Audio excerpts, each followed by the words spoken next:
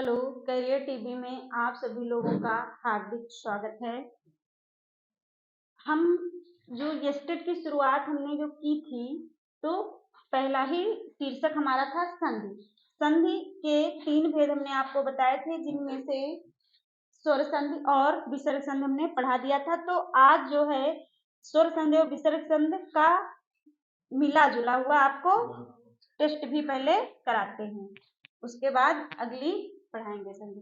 तो ये विसर्ग संधि है। तो देखिए आप, परिभाषा क्या है। जब जब संधि करते समय विसर्ग के बाद स्वर या व्यंजन वर्ण के आने से जो विकार उत्पन्न होता है उसे विसर्ग संधि कहते हैं। देखिए परिभाषा क्या है कि जब संधि करते समय, जब आप संधि करेंगे, संधि करते समय विसर्ग के बाद स्वर या व्यंजन वर्ण के आने से जो विकार उत्पन्न होता है उसे विसर्ग संधि कहते हैं। उसे क्या कहते हैं? विसर्ग संधि कहते हैं। तो आप ये समझ गए विसर्ग संधि के नियम। तो आइए देखते हैं नियम नंबर 1, विसर्ग संधि के नियम। नियम नंबर 1, तो यदि शब्द में जो हमारा प्रथम शब्द है, तो प्रथम शब्द और 2 शब्दों में तोड़ते हैं। प्रथम शब्द और मतलब पहला शब्द दूसरा शब्द या प्रथम शब्द द्वितीय शब्द। तो इसमें अभी हम बता रहे हैं प्रथम शब्द आपका ये हो गया और द्वितीय शब्द ये हो गया। तो प्रथम शब्द के अंतिम वाले वर्ड को लेते हैं, द्वितीय शब्द के प्रथम वर्ड को, ये तो आप जानते हैं। तो यदि शब्द में चा या छा प्रथम शब्द के अंत में, अंत वाला जो वर्ड है वो कैसा होना चाहिए? चा या छा। यदि शब्द के प्रथम शब्द के अंत वाला या बाद वाला जो वर्ण है चा या छा हो तो विसर्ग सा हो जाता है। विसर्ग क्या हो जाएगा? सा। ये ध्यान रखना है, चा हो या छा हो, बाद वाला जो वर्ण है, यदि शब्द में बाद वाला वर्ण जो है चा या छा हो तो विसर्ग सा हो जाता है। और इसी में दूसरा भी नियम कि टा या था हो तो सा तथा टा या था हो तो शा हो जाता है। जैसे हमने क्या बताया आपको, ये आपका है नी। अब ये जो विसर्ग हमारे हैं ये किस में बदल जाएंगे? सा में। किस में बदल जाएंगे? सा में। देखो पहले वर्ण के अंतिम में ये विसर्ग मिले और दूसरा वर्ण है इसके प्रथम में चा या छा मिले तो सा में परिवर्तित हो जाएगा। तो ये क्या हो जाएगा? निश्चल। क्या हो जाएगा? निश्चल। ये आपका हो जाएगा। चा या छा हो तो विसर्ग जो है सा में बदल जाएगा, तो सा में विसर्ग बदल गया। फिर धनु धन टंकार, तो इसमें भी अब देखो जो विसर्ग है, विसर्ग के बाद यदि आपको टा या ठा बने तो आपका ये वाला मूर्धन्य सा हो जाएगा। यदि विसर्ग के बाद, यदि शब्द में विसर्ग के बाद, यहाँ क्या कहेंगे? विसर्ग के बाद, ठीक है, विसर्ग के बाद यदि चा छा हो तो सा में टूटेगा, और यदि विसर्ग के बाद टा या ठा हो तो वो किस में टूटेगा? मूर्धन्य सा में। और ये टूटेगा हमारा इसमें तालव्य सा में टूटेगा। तो देखिए ये कैसे तोड़ेंगे, ये हमारा हो जाएगा। अब देखो विसर्ग के बाद हमें टा मिले या ठा मिले तो हमारा मूर्धन्य में सा में टूटेगा, तो धनुष क्या हो जाएगा? टंकार। धनुष टंकार क्या हो जाएगा? ये हो जाएगा धनुष टंकार। फिर अगला देखो ता या था, यदि विसर्ग के बाद आपको ता मिले या था मिले तो वो दंतिक सा में बदल जाएगा। ता या था मिले तो दंतिक सा में, तो विसर्ग है और विसर्ग के बाद ता या था तो दंतिक सा में बदलेगा। तो ये क्या हो जाएगा आपका? ये हो जाएगा निस्तार। निस्तार, ये आपका आधा सा ये बनेगा। तो एक बार हम इसको फिर से समझेंगे कि नियम नंबर 1 में यह बताया गया है कि जब विसर्ग के बाद हमें चा या छा मिलेगा तो उस जो विसर्ग का परिवर्तन होगा वो तालव्य दिशा में होगा। विसर्ग के बाद जब हमें टा या ठा मिलेगा तो विसर्ग का परिवर्तन जो होगा वो मूर्धन्य दिशा में होगा। और जब विसर्ग के बाद ता या था मिलेगा तो हमारा जो परिवर्तन होगा वो किसमें होगा? दंतिक्षा में। किसमें होगा? दंतिक्षा में। इसको हम फिर थोड़ा यहाँ समझेंगे कि पहले हमको विसर्ग के बाद यदि हमें चा या छा मिले तो परिवर्तन किसमें हो जाएगा? तालव्य दिशा में। किसमें हो जाएगा? तालव्य दिशा में। और विसर्ग के बाद जब हमें क्या मिलेगा? विसर्ग के बाद जब हमें टा या था मिले तो परिवर्तन हो जाएगा मूर्धन्य दिशा में। और विसर्ग के बाद जब हमें ता या था मिले तो हमारा परिवर्तन हो जाएगा दंतिक क्षा में। ये हमने आपको सिद्ध करके भी दिखाया है कि जब हमें विसर्ग के बाद चा छा मिलेगा तो परिवर्तन होगा किसमें? तालव्य दिशा में। और जब विसर्ग के बाद में टा और ठा मिलेगा तो परिवर्तन होगा मूर्धन्य दिशा में। जब विसर्ग के बाद टा या था मिलेगा तो परिवर्तन होगा दंतिक क्षा में। तो ये आप अच्छे से समझ गए। नियम नंबर 2। नियम नंबर 2 में यह बताया गया है कि इस नियम में ओ को हटाकर विसर्ग लगाते हैं। इस नियम में ये जो ओ है इसको हटाकर क्या करते हैं? विसर्ग लगाते हैं। देखिए यहाँ पे है मनोरंजन, तो ओ को हटाएंगे तो ओ यहीं पे तो आपको मिल रहा है तो क्या हो जाएगा? ओ को हटाकर विसर्ग लगाते हैं तो ओ को हमने हटाया विसर्ग लगा दिया तो मना बचा क्या? रंजन। बचा क्या आपका? रंजन। तो हो गया मनोरंजन। अच्छे से समझ गए। और भी देखते हैं जैसे नियम नंबर 2 में है कि ओ को हटाकर क्या लगाएंगे? विसर्ग। तो ये हो गया आपका मन्ना धन दशा। मना धन दशा। तो ये आपका हो गया। फिर है तपोभूमि, तो ओ को हटाएंगे तो क्या लगाएंगे? विसर्ग। तो ओ का हमने केवल हटाया तो विसर्ग लगा दिया तो तप धन भूमि बराबर तपोभूमि। तप धन भूमि बराबर तपोभूमि। ये आपको अच्छे से समझ गए। दोनों नियमों को आप अच्छे से समझ गए कि नियम नंबर 2 में क्या है कि हम ओ को हटाएंगे और ओ के स्थान पे हम विसर्ग लगाएंगे। ये आपका हो गया। अगला देखें इसी प्रकार से। देखिए यहाँ पे है, हटाइए आप। जैसे ओ को आपने हटाया तो क्या लगाए? विसर्ग। और बचा क्या? धन योग। बचा क्या? योग। तो हो गया आपका मनोयोग। इसी प्रकार से इसमें भी ओ की जगह पे विसर्ग लगाएंगे तो मना धन रथ। क्या हो गया? मना धन रथ, मनोरथ। फिर देखिए यहाँ पे आपका मना धन विज्ञान। क्या हो गया? मना धन विज्ञान हो गया। फिर इसी प्रकार से ओ की जगह पे विसर्ग लगाएंगे तो क्या हो जाएगा? मना धन हर। मना धन हर। फिर मनोकामना है तो ओ की जगह पे विसर्ग लगाएंगे तो क्या हो जाएगा? मना धन कामना। क्या हो जाएगा? मना धन कामना। क्या हो जाएगा? मना धन कामना। मनोबल की जगह पे लगाएंगे तो क्या हो जाएगा? मना धन बल। क्या हो जाएगा? मना धन बल। फिर अधोभाग, तो ओ की जगह पे क्या लगाएंगे? विसर्ग। तो अध लिखा और ओ पे विसर्ग लगाना है तो अधा हो गया और धन बचा क्या? भाग। तो ये हम अच्छे से हमने ये समझ लिया है कि ओ जो हमारा है उसको ओ की मात्रा को हटाकर उसके स्थान पर हम विसर्ग लगाएंगे। क्या लगाएंगे? विसर्ग लगाएंगे। नियम नंबर 2 भी अच्छे से समझ गए। अब देखिए नियम नंबर 3 क्या है। तो रा नियम। नियम नंबर 3 में रा के बारे में बताया गया, रा नियम। तो देखिए इस नियम में रा की जगह विसर्ग आता है। रा की जगह क्या आता है? विसर्ग। ये रा नियम। अभी आपने ओ सीखा ओ को हटाकर विसर्ग लगाएंगे।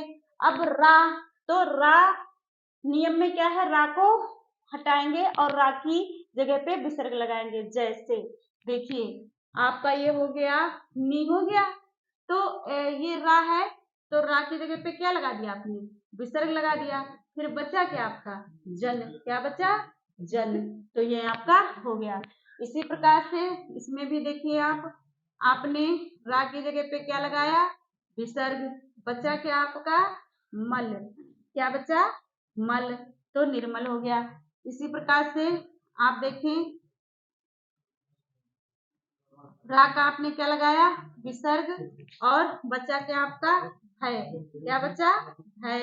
फिर इसी प्रकार से आपका ये दू है, और यहाँ पे आपने विसर्ग लगाया, तो बचा क्या आपका, बल, क्या बचा, बल, क्या बचा है, बल। फिर इसी प्रकार से आपने जो है यहाँ पे विसर्ग लगाया और बचा क्या, धन, क्या बचा, धन, धन बचा। फिर यहाँ पे देखिए दू की जगह पे आपने क्या लगाया, विसर्ग, और बचा क्या आपका, जन, क्या बचा, जन। तो आप ये भी नियम समझ गए कि रा की जगह पे जो हमारी ये रा है, ये हमारी रेफ रा, इस रा को हम नाम भी देते हैं रेफ रा। ये जो हम रा ऊपर ये लगाते हैं, इस रा को हम क्या कहते हैं, इस रा को हम नाम देंगे रेफ रा। इसका हिंदी में नाम क्या है, रेफ रा।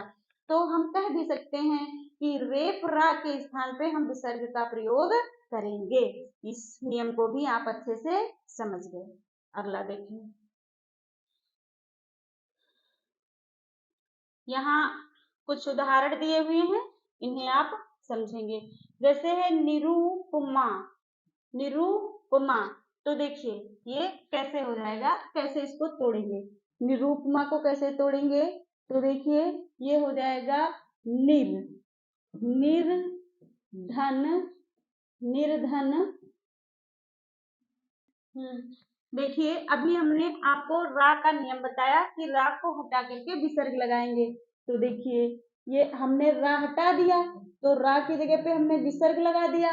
फिर बचा क्या, ये ऊ की मात्रा है, तो निधन आपका क्या हो जाएगा, उपमा, निधन उपमा, तो ये आपका निरूपमा बन जाएगा, निधन उपमा।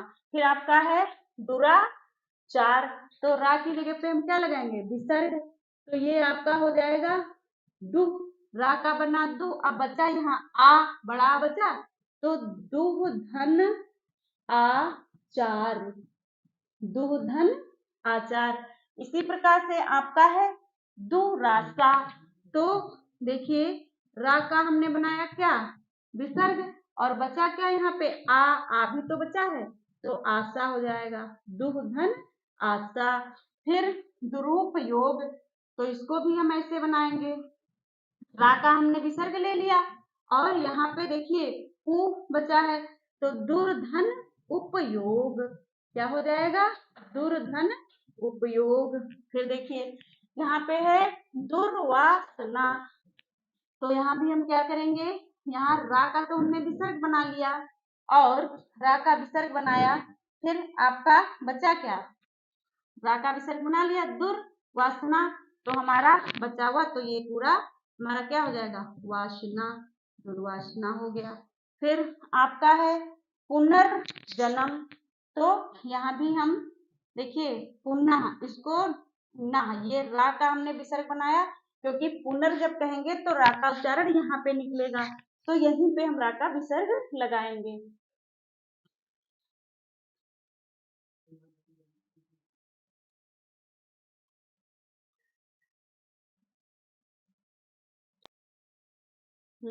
तो यहाँ देखो हम आपको बता रहे हैं कि जहाँ पे रा का उच्चारण निकलेगा, जैसे हमने कहा पुनर, तो रा का उच्चारण यहाँ निकला, तो यहीं पे हम विसर्ग लगाएंगे, ये चीज हम ध्यान रखेंगे। तो देखिए यहाँ पे रा का निकला तो विसर्ग हो गया, बचा क्या हमारा जन्म, क्या बचा, जन्म। फिर हम कहेंगे निरामिष, तो ये हमारा क्या हो जाएगा, ये हमारा हो जाएगा, अब यहाँ पे निधन आमिष, क्या हो गया, निधन आमिष बराबर क्या हो गया, निरामिष। अब निराहार, तो यहाँ पे रा का विसर्ग बनाया तो हो गया निर्धन आहार। क्या हो गया, निर्धन आहार, ये हो गया। फिर हमने कहा निर्यात, तो यहाँ भी हम जो है रा का विसर्ग बनाया और हमने क्या हो गया, निर्धन निर्यात, तो ये नी हो गया, बचा क्या हमारा आत, तो ये हमारा हो गया निर्यात। तो रा का जो नियम था वो आपने अच्छे से सीख लिया। अब देखिए नियम नंबर 4, विसर्ग के बाद यदि आपको तालव्य सा, मूर्धन्य सा, दंतिक सा में से कोई सा आए तो विसर्ग ज्यों का त्यों रहेगा। अब देखो हमको ध्यान देना है कि विसर्ग के बाद यदि दंतिक सा आए, तालव्य सा आए या मूर्धन्य सा आए, हमको किसी भी प्रकार का कोई परिवर्तन नहीं करना है, तो विसर्ग ज्यों का त्यों ही रहेगा। अब हम देखो पहले आपको यही बता रहे हैं, देखो विसर्ग है, विसर्ग के बाद हमें तालव्य सा मिली, फिर विसर्ग के बाद हमें दंतिक सा मिली, फिर विसर्ग के बाद हमें दंतिक सा मिली, फिर विसर्ग के बाद दंतिक सा, फिर दंतिक सा, फिर दंतिक सा। तो हम इसमें कोई भी परिवर्तन नहीं करेंगे और ज्यों का त्यों लिख देंगे। ठीक है, विसर्ग के बाद यदि हमें तालव्य सा, मूर्धन्य सा, दंतिक सा में से कोई सा आए तो हम विसर्ग का ज्यों का त्यों लिख देते हैं। तो देखिए जैसे हमने कहा इसको हम ऐसे ही लिख देंगे दुशासन। क्या लिख देंगे, दुशासन। इसमें किसी भी प्रकार का कोई परिवर्तन नहीं होगा। यहाँ पे भी आपका दुष्य, फिर आपका हो जाएगा नी संकोच, नी संकोच, आपका ये हो गया नी संकोच। फिर आपका ये क्या हुआ, आपका हो गया निह संदेह। क्या हो गया, निह संदेह, कोई भी परिवर्तन हम नहीं करेंगे। फिर आपका हो गया निह संतान। क्या हो गया, निह संतान, ये आपका हो गया। फिर आपका है निह संग। क्या हो गया, निह संग, तो ये आपका हो गया। ये समझ गए कि हमको बस इतना याद रखना है कि जब हमें विसर्ग के बाद दंतिक सा, मूर्धन्य सा, तालव्य सा मिले तो हम विसर्ग में किसी भी प्रकार का कोई परिवर्तन नहीं करेंगे, ज्यों का त्यों लिख देंगे। अब हम थोड़ा यहाँ पे अभी तक आपने जो भी पढ़ा है, सुर संधि के 5 प्रकार पढ़े हैं, व्यंजन संधि पढ़ा है, विसर्ग संधि पढ़ा है, तो इसका हम प्रैक्टिस सेट। तो देखिए ये कैसे हो जाएगा, ये आपका देखो क्या है, विद्यालय में कौन सी संधि, देखिए तो विद्या तोड़ेंगे कैसे, विद्याधन आलय। क्या है, विद्याधन आलय, तो कौन सी संधि हो गई, विद्याधन आलय। अब देखो यहाँ पे बड़ा मिला, यहाँ बड़ा मिला, दोनों आ मिलके जो है क्या हो गए, दीर्घ, दीर्घ बन गए, तो ये दीर्घ संधि है। कौन सी संधि है, दीर्घ संधि, ये हमारी दीर्घ संधि है। ये हमने सीखा कि दीर्घ संधि है। फिर हमारा है कपीश। क्या है, कपीश, तो इसको भी तोड़िए तो क्या हो जाएगा, देखिए कपि धन ईश, कपि धन ईश, देखो कैसे, यहाँ देखो छोटी ई हमें मिली और यहाँ बड़ी, तो छोटी ई और बड़ी ई जो हमारे ये सुर हैं ये मिलकर बड़ी ई बना रहे हैं, तभी तो कपीश हुआ। तो ये भी हमारी कौन सी संधि है, दीर्घ संधि। कौन सी संधि है, दीर्घ संधि, ये भी आप सीख गए। फिर हमने कहा नरेश, इसको कैसे तोड़ेंगे, ये हमारा हो जाएगा नर धन ईश, नर धन ईश। अब ये हमारी कौन सी संधि है, ये हमारी है गुण संधि। कैसे, अभी बता रहे हैं आपको। देखिए आपने कहा नर, तो आप केवल कहिए रा। क्या कहेंगे आप, रा, तो रा कहने से आ निकला और यहाँ पे आपका बड़ी है, तो जब छोटा बड़ा के बाद छोटी बड़ी आए तो उसका ए हो जाता है। यहाँ पे देखो हमने बताया था कि छोटा या बड़ा के बाद यदि छोटी या बड़ी आए तो उसका क्या हो जाएगा, ए, तो वही तो ए हुआ यहाँ, इसलिए नरधन, इस बराबर नरेश हो गया। अब देखो सदैव, इसका क्या होगा, इसका होगा सदा धन एव, सदा धन एव, ठीक, सदा धन एव। अब देखो यहाँ कैसे सदैव होगा, तो ये भी सदा धन एव। अब देखो ये कौन सी संधि है, ये हमारी है वृद्धि संधि। कौन सी है, ये हमारी है वृद्धि संधि। कैसे, जब इसमें भी एक छोटा बड़ा के बाद ये जब आपका ए आए आएगा तो वो हमारा क्या हो जाएगा, आओ, मतलब ए आए आएगा तो आए हो जाएगा। देखो यहाँ पे बस इतना है कि छोटा और बड़ा के बाद जब ओ या आओ, ओ या आओ आएगा तो हमारा छोटा बड़ा ए, एक मिनट, यहाँ पे ए आए हो जाएगा, क्या हो जाएगा, ए आए। ये भी नियम है इसी का, ये भी नियम, लेकिन हम अभी जितना उदाहरण है उतना हम देखेंगे, है इसी का नियम, अभी बताएंगे इसको भी। देखो यहाँ पे है कि छोटा या बड़ा, छोटा या बड़ा के बाद जब आपका ए या आए आए तो वो आपका जब वृद्धि होगा तो आए ही होगा, क्या होगा, आए। और तो इसीलिए यहाँ पे सदाधन एवं बराबर सदैव यानी वृद्धि संधि हो जाएगी। इसी प्रकार से ये भी वृद्धि का ही है, इसको कैसे करेंगे आप, इसको करेंगे वन धन औषधि, वन धन औषधि। तो वन औषधि, इसमें भी देखो क्या हुआ है आपका, ये देखो ना कहिए तो आया आ, और आ के बाद जब आपका ओ आओ आएगा, अभी जो बता रहे थे इसी का है, तो ओ आओ जब आएगा तो आओ ही हो जाएगा। तो अभी जब इससे पहले बताया था वो इसमें लगेगा, और ये जो ए आए वाला है ये सदाधन एव, लेकिन संधिया दोनों क्या है, दोनों उदाहरण जो है वृद्धि संधि के हैं। यहाँ पे आप देखिए चयन, ये क्या है, तो इसका हो जाएगा आपका चे धन अन, चे धन अन। तो ये कौन सी संधि है, चे धन अन, ये आपकी अयादि संधि है। कौन सी संधि है, अयादि संधि। अयादि संधि में क्या हमने नियम बताया था कि ए आए के बाद जब असमान स्वर आएगा तो या हो जाएगा। तो देखो ए है आपका, ए आए के बाद असमान स्वर तो या बन गया, चयन अयादि संधि।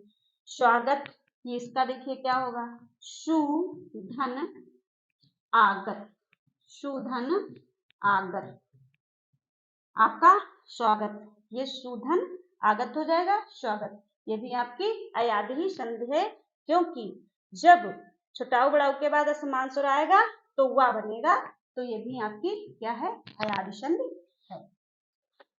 अगला देखें, जैसे भवन, तो भवन आपका क्या हो जाएगा, भो धन अन, ये आपका टूटेगा भो धन अन, भो धन अन बराबर भवन। ओ आओ के बाद जब असमान स्वर आएगा तो वह बन जाएगा, अभी बताया, ये भी अयादि संधि है। कौन सी संधि है, अयादि संधि, ये भी आपकी अयादि संधि है। भावुक, तो ये आपका क्या हो जाएगा, ये आपका हो जाएगा भव धन उक, भव धन उक, भव धन उक। अब जब ओ आओ के बाद आपका असमान स्वर आएगा तो वा बनेगा, इसीलिए ये भवधन उक, ये भी आपकी अयादि संधि है। फिर दिगंबर, अब देखो ये किस संधि का उदाहरण है, देखिए इसको कैसे तोड़ेंगे। ये हमने आपको नियम बताया था, दिक धन अंबर, दिक धन अंबर, ये है हमारा किस संधि का, व्यंजन संधि का उदाहरण, व्यंजन संधि का ये उदाहरण है। कैसे, हमने आपको बताया था कि का वर्ग, का वर्ण तीसरे वर्ग में बदल जाएगा, तो ये गा है, गा से उल्टा जब आएंगे तो का तीसरा का होगा, का से जब जाएंगे तो तीसरा वर्ण कौन सा होगा, का के बाद का खा गा, कल ही हमने ये बताया था, तो ये इस प्रकार से टूटेगा। फिर दिगंत, तो ये भी गा है, तो किसमें तोड़ेंगे इसको, दिक धन अंत, दिक धन अंत बराबर हो जाएगा दिगंत। ये भी व्यंजन संधि का ही उदाहरण है। फिर जगन्नाथ, तो ये क्या हो जाएगा, जगत धन नाथ, ये भी हमारा कौन सी संधि है, व्यंजन संधि। हमने इसका नियम बताया था कि जो हमारा ता वर्ग है, ता वर्ग का परिवर्तन पंचमा अक्षर में हो जाएगा। तो आप कहिए ता, था, दा, धा, ना। तो ना जो है आपका ये है, और ये यहाँ पे हमारा ऐसे टूटेगा, तो यही ता जो है किसमें बदल जाएगा, आधे ना में। फिर तन्मय, तो इसको भी हो जाएगा क्या, तत् धन मय, ये भी हमारी व्यंजन संधि है। कैसे, इस ता को जब पंचमा अक्षर में परिवर्तन करेंगे तो ना आ जाएगा, तो तन्मय हो जाएगा। ये उच्चारण है, तो उत धन चारण, ये नियम दूसरा है, व्यंजन संधि का ही नियम है। तो ये हमारा नियम है कि ता का चा में परिवर्तन हो जाएगा, इसलिए ये उच्चारण है, और ये आप व्यंजन संधि के ही नियम के अंतर्गत आता है। इसी प्रकार से ये क्या है, सत धन जन, तो इसमें भी ता का क्या हो जाएगा, यहाँ पे ता, था, दा वो नियम नहीं, ये जो इसमें नियम लगा है ता का चा हो जाएगा यहाँ पे, तो उच्चारण हो जाएगा। जब ता के बाद आपको चा या जा मिल जाए, तो उसके यहाँ पे चा के पहले ये ता आधे चा में बदल जाएगा, और यहाँ जो जा है तो जा ही वर्ण जो है ता का क्या हो जाएगा, आधा जा बन जाएगा। तो ये आपका हो गया। आगे देखिए, जैसे परिमाण, तो इसमें क्या हो जाएगा, इसमें आपका ये हो जाएगा परिधन, परिधन